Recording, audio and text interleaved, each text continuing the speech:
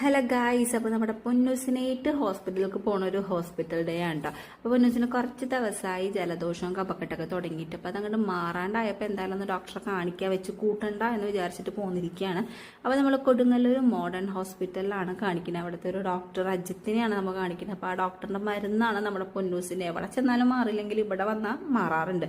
അപ്പോൾ സാധാരണ ഉണ്ടാവുന്ന തിരക്കൊന്നും ഉണ്ടായിട്ടില്ല. നമ്മുടെ നമ്പർ 9 നമ്മൾ വരുമ്പോൾ 1 പെട്ടെന്ന് തന്നെ ഡോക്ടറെ കണ്ടു, മരുന്ന് വാങ്ങിച്ച് ഞങ്ങൾ പുറത്തേക്ക് ഇറങ്ങിയിട്ടുണ്ടായിരുന്നു കേട്ടോ.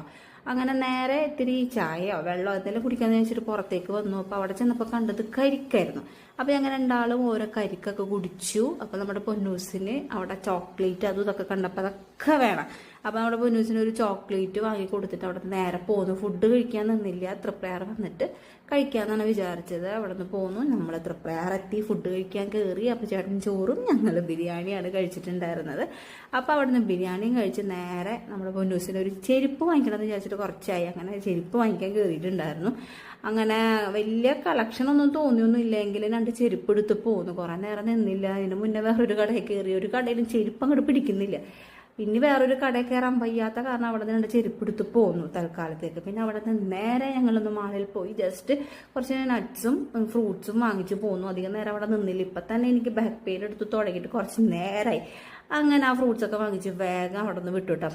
പിന്നെ നേരെ വീട്ടിൽ കാണാൻ അത്യാവശ്യം വേണ്ട സാധനങ്ങളൊക്കെ വാങ്ങിച്ചപ്പോൾ പോന്നു.